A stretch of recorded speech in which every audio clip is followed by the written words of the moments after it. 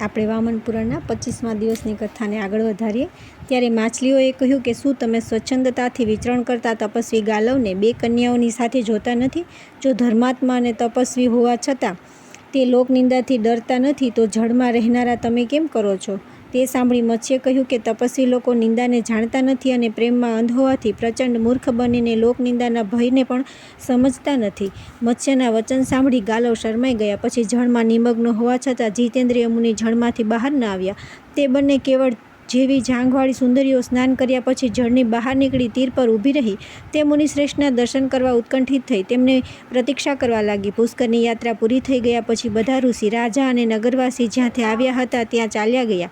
ત્યાં કેવળ સુંદર દાંતવાળી, પાતળી અને સુંદર શરીરવાળી વિશ્વકર્માની કન્યા ચિત્રાંગદા તે બંને કન્યાઓને દેખતી રહી ગઈ. તે બંને કન્યાઓ પણ તેને જોતી અને ગાલવની પ્રતીક્ષા કરતી નિર્જન તીર્થમાં પડી રહી અને ગાલવ જળમાં સ્થિત રહ્યા.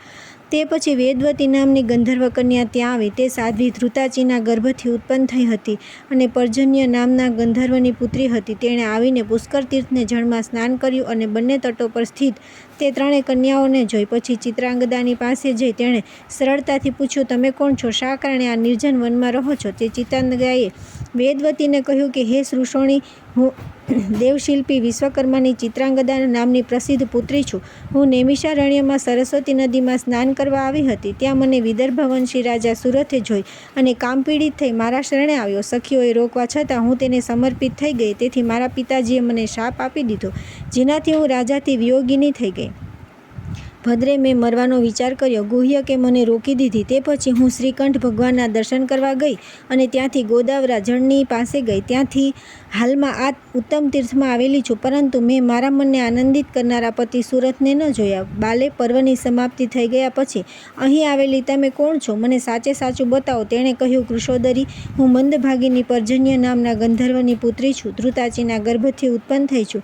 મારું નામ વેદવતી છે. સખી, વન પ્રદેશમાં ભ્રમણ કરતી મને એક વાનરે જોઈ. તેણે મારી પાસે આવીને પૂછ્યું કે તું કોણ છે? ક્યાં જઈ રહી છે? ચોક્કસ તું દેવવતી છે. પૃથ્વી પરથી મેરુ પર્વત પર તને કોણ લાવ્યું છે? મેં કહ્યું કે હે કવિ, હું દેવવતી નહીં, વેદવતી છું. મેરુ પર્વત પર મેં મારો આશ્રય બનાવી લીધો છે. પછી તે અત્યંત દુષ્ટ વાનરે ખદેડેલી હું બંધુ જવ બપોરે ખીલતું વૃક્ષના ઉત્તમ વૃક્ષ પર શીઘ્રતાથી ચઢી ગઈ. વાનરે તરત જ પગના આઘાતથી તે વૃક્ષને તોડી નાખ્યું. હું તે વૃક્ષને મોટી ડાળી પકડી સ્થિત રહી. પછી વાનરે તે વૃક્ષને સમુદ્રમાં ફેંકી દીધું. હું વૃક્ષની સાથે અત્યંત ગભરાટ સાથે જળમાં પડી ગઈ.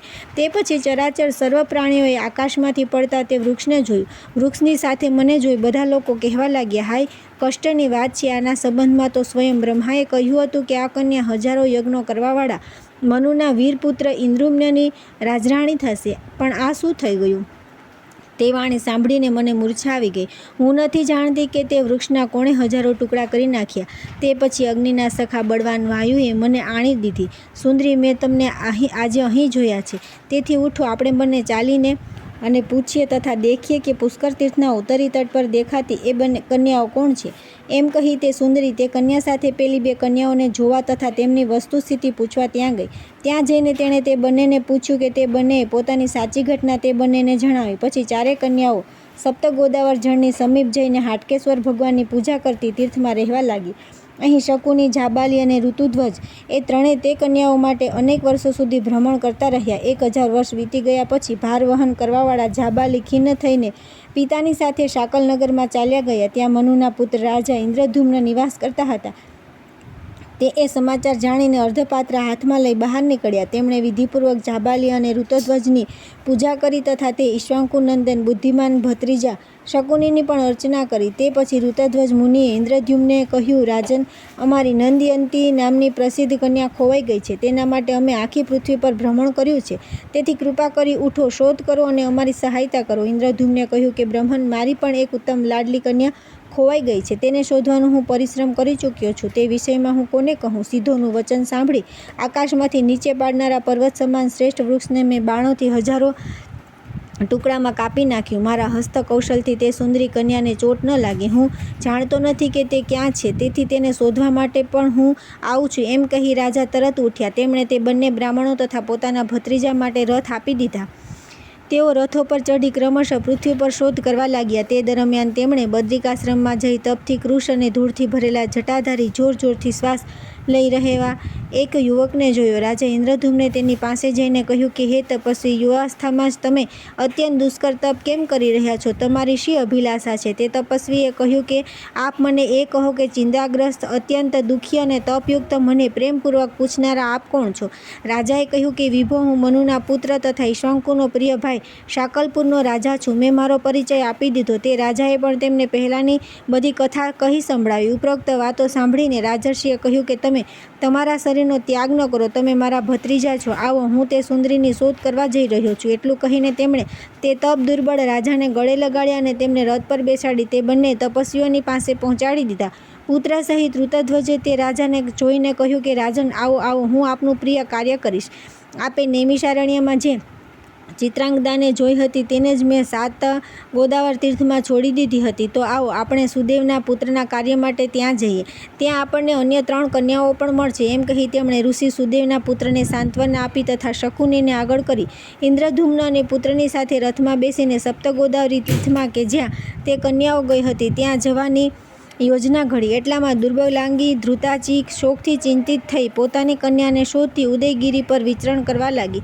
ત્યાં ધ્રુતાચીને પેલો વાનર મળી ગયો. ધ્રુતાચીએ વાનરને પૂછ્યું કે કપિ, મને સાચું કહો, શું તમે છોકરીને નથી જોઈ? કપિએ કહ્યું કે મેં દેવવતી નામની બાલિકાને જોઈ છે અને તેને કાલિંદીના વિમળ તીર્થમાં શ્રીકંઠના મંદિરની સામે આવેલા મહાશ્રમમાં રાખી છે.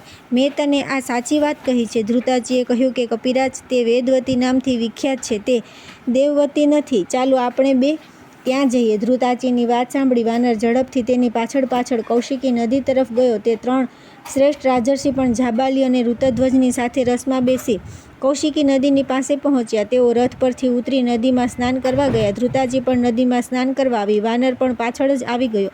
જાબાલીએ તેને જોયો. તેને જોતાં તેણે પિતા અને રાજાને કહ્યું કે તાત, આ પેલો જ વાનર ઝડપથી અહીં આવી રહ્યો છે, જેણે પહેલાં મને જબરજસ્તીથી જટાઝાડથી વડ પર બાંધી દીધો હતો. તે સાંભળી ક્રોધિત થઈને શકુનીએ ધનુષ બાણ લઈને કહ્યું કે બ્રહ્મન, મને આજ્ઞા આપો. તાત, મને કહો, શું એક જ બાણથી હું આ વાનરને મારી નાખું? તે સાંભળી મહર્ષિએ શકુનીને અત્યંત યુક્તિયુક્ત વચન કહ્યું. તાત, વસ્તુતઃ ન તો કોઈ કોઈને બાંધે છે અને ન મારે છે. નૃપતિ નંદન વધ અને બંધન પૂર્વજન્મના કર્મોને આધીન છે. શકુનીને આ પ્રમાણે કહી મુનિએ વાનરને સહાય કરવી જોઈએ.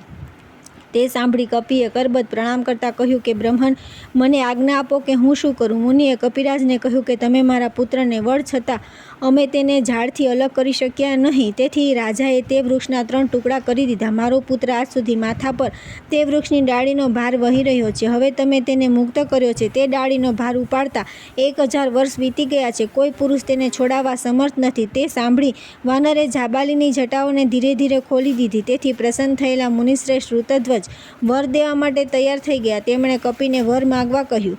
કપિયોનીમાં રહેલા મહાતેજસ્વી વિશ્વકર્માએ વર માગ્યો. બ્રહ્મન, આપે મને આપેલા શાપનું નિવારણ કરી દો. હું ચિત્રાંગદાનો પિતા ત્વષ્ટા છું. આપના શાપથી હું વાનર બની ગયો છું.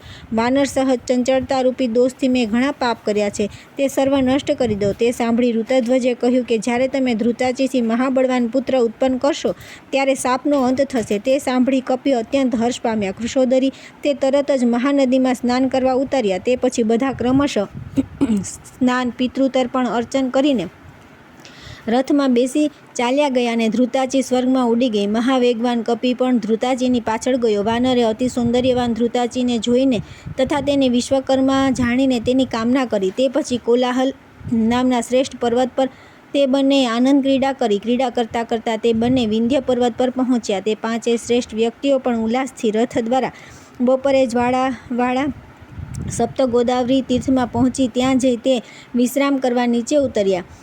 તેમના સારથીઓએ પણ સ્નાન કર્યું અને ઘોડાઓને જળ પીવડાવી તથા નવડાવીને સુંદર વન પ્રદેશમાં વિચરણ કરવા છોડી દીધા. મુહૂર્તભરમાં હરિયાળીથી ભરેલા સ્થાનમાં ઘોડા તૃપ્ત થઈ ગયા. પછી બધા ઘોડા દેવ મંદિરની પાસે દોડવા લાગ્યા.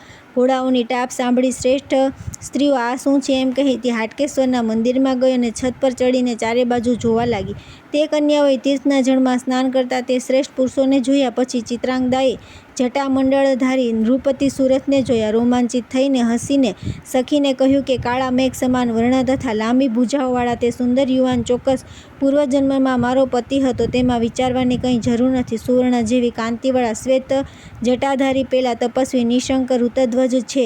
તે પછી નદયંતીએ હર્ષિત થઈને સખીઓને કહ્યું કે પેલો બીજો માણસ નિસંદેહ તે ઋતધ્વજના પુત્ર જાબાલી છે. આમ કહી તે બધી કન્યાઓ છત પરથી નીચે ઉતરી અને શંકરની સામે બેસી સ્તુતિ કરવા લાગી. હે સર્વ શંભો, ત્રિનેત્ર, સુંદર ગાત્રવાળા, ત્રિલોક્યનાથ, ઉમાપતે, દક્ષયજ્ઞનો વિધ્વંસ કરનારા, કામદેવનાશક, ઘોર પાપનાશક, મહાપુરુષ, ભયંકર મૂર્તિવાળા, સંપૂર્ણ પ્રાણીઓનો ક્ષય કરનારા, શુભ કરતા મહેશ્વર, ત્રિશૂલધારી, કામશત્રો, ગુફામાં રહેનારા, દિગંબર, મહાશંખના શિરોભૂષણવાળા, જટાધર, કપાલમાલા વિભૂષિત, વામચક્ષુ, વામદેવ, પ્રજાધ્યક્ષ, ભગની આંખોનો નાશ કરનારા, ભીમસેન, મહાસેનાનાથ, પશુપતે, કામદાહક, ચપુતરા વર પર વાસ કરનારા, શિવ, મહાદેવ, ઈશાન, શંકર, ભીમ, ભવ, વૃષભધ્વજ, જટિલ, પ્રૌઢ, મહાનાટ્યના ઈશ્વર, રત્નરાશિ, અવિમુક્તક, રુદ્ર, રુદ્રેશ્વર, સ્થાણો, એકલિંગ, કાલિંદીપ્રિય, શ્રીકંઠ, નીલકંઠ, અપરાજિત, રિપુભયંકર, સંતોષપતે, વામદેવ, અઘોર, તત્પુરુષ, મહાઘોર, અઘુરમૂર્તે, શાંત, સરસ્વતીકાંત, કિનાટ, સહસ્રમૂર્તે, મહોદ્ભવ, વિભો, કાલાગ્નિરુદ્ર, રુદ્રહર, મહિધરપ્રિય, સર્વતીર્થાધિવાસ, હંસ, કામેશ્વર, કેદારાધિપતે, પરિપૂર્ણ, મુચુકંદ, મધુનિવાસીન, કૃપાણપાણે, ભયંકર, વિદ્યરાજ, સોમરાજ, કામરાજ, રંજક, કાલીના હૃદયમાં સદા રહેનારા, સમુદ્રશાયિની, ગજમુખ, ઘંટેશ્વર, ગોકર્ણ, બ્રહ્મયોને, હજારમુખ, આંખ ચરણવાળા, હાટકેશ્વર, આપને નમસ્કાર છે. એ દરમિયાન સમસ્ત ઋષિ અને રાજાઓ ભગવાન હાટકેશ્વરના દર્શન કરવા પહોંચી ગયા. તેમણે સ્તુતિ કરતી સ્ત્રીઓને જોઈ, વાસુદેવના પુત્ર પોતાની પ્રિયા વિશ્વકર્માની પુત્રીને જોઈ હર્ષથી ગદગદ થઈ ગયા. યોગી ઋતધ્વજ પણ ચિત્રાંગદાને ત્યાં જોઈ અને ઓળખી જઈને હર્ષવિભોર થઈ ગયા. પછી બધાએ હાટકેશ્વર ત્રિલોચનની પૂજા કરી, સ્તુતિ કરી. ચિત્રાંગદાએ પણ ઋતધ્વજ વગેરેને જોઈ કન્યાઓ સાથે ઉઠીને પ્રણામ કર્યા. પુત્ર સહિત તે તપસ્વીએ તેમને આશીર્વાદ આપ્યા અને તે પ્રસન્નતાથી રાજાઓની સાથે સુખપૂર્વક બેસી ગયા. સુંદરી તે પછી ગોદાવરી તીર્થમાં સ્નાન કરી હાટકેશ્વર ભગવાનના દર્શન ઈચ્છાવાળો તે શ્રેષ્ઠ કપિ પણ ધ્રુતાચીની સાથે ત્યાં આવ્યો. ધ્રુતાચીએ પોતાની શોભાશાલીની કૃષાંગી પુત્રીને જોઈ. તે સુંદરી પણ પોતાની માતાને જોઈ હર્ષ પામી. ધ્રુતાચીએ પુત્રીને ગળે લગાવી. સ્નેહથી આંસુભરી આંખોએ તે પુત્રીને વારંવાર સૂંઘવા લાગી અને આશીર્વાદાત્મક શુભ ભાવના વ્યક્ત કરવા લાગી.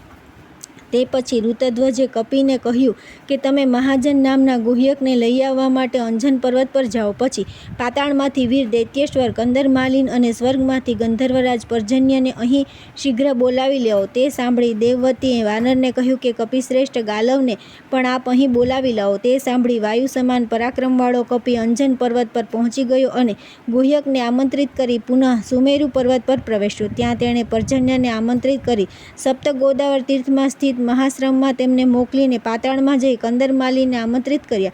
વેગવાન વાનર પાછો પાતાળથી નીકળી પૃથ્વી પર ઘૂમવા ફરવા લાગ્યો. તપોનિધિ ગાલવને મહિષ્પતિની નજીક જોઈને તેણે છલાંગ ભરી અને તેમને સપ્ત ગોદાવરના જળ પાસે લાવી દીધા. ત્યાં વિધિવત સ્નાન કરી તે હાટકેશ્વર પાસે પહોંચ્યો અને તેણે ત્યાં બેઠેલી નદયંતીના તથા દેવવતીને પણ જોઈ. તે બધાએ ગાલવને જોઈને પ્રણામ કર્યા. તેમણે પણ મહાદેવની પૂજા કરી, મહર્ષિઓને પ્રણામ કર્યા. તે રાજાએ પણ તે તપસ્વીની પૂજા કરી. અતિ હર્ષથી સુખપૂર્વક બેઠા તેમના બેસી ગયા. પછી કપિ આમંત્રેલા યક્ષ, ગંધર્વ, દાનવ ત્યાં આવી ગયા. તેમને આવેલા જોઈ તે પુત્રીઓની આંખો સ્નેહાશ્રુથી ભરાઈ ગઈ. તે બધી પોતપોતાના પિતાને સાથે ઉપસ્થિત થઈ જોઈ વિશ્વકર્માની સુંદરી પુત્રીની આંખોમાં પિતાની સ્મૃતિથી આંસુ છલકાયા. તે પછી ઋતધ્વજ મુનિએ તેને સાચી વાત કહી દીધી. પુત્રી, તું ઉદાસ ન થા, આ વાનર જ તારા પિતા છે. તે વચન સાંભળી તે શરમાઈ ગઈ, કારણ કે તેને કારણે જ તેના પિતા વાનર બની ગયા છે. તેથી તેણે વિચાર્યું, હું મારા શરીરનો ત્યાગ કરીશ. આવું વિચારીને તેણે ઋતધ્વજને કહ્યું કે બ્રહ્મન, મારી બુદ્ધિ પાપથી નાશ પામેલી છે. આપ મારી રક્ષા કરો. પિતાનો ઘાત કરવાવાળી હું મરવા ચાહું છું, તેથી આપ રજા આપો. ત્યારે મુનિએ કહ્યું કે હવે વિષાદ ન કરો, ભવિતવ્યનો વિનાશ થતો નથી, તેથી દેહ ત્યાગ ન કરો. ધ્રુતાચીની કુખથી પુત્ર ઉત્પન્ન થઈ જતા તમારા પિતા ફરીથી દેવતાઓના શિલ્પી થઈ જશે, તેમાં શંકા નથી. તે સાંભળી ધ્રુતાચીએ ચિત્રાંગદાની પાસે જઈને તેને કહ્યું કે પુત્રી, તું ચિંતા છોડી દે. તારા પિતા દ્વારા મારાથી 10 મહિનામાં નિઃશંક એક પુત્ર ઉત્પન્ન થશે. પછી તે શાપયુક્ત બની જશે.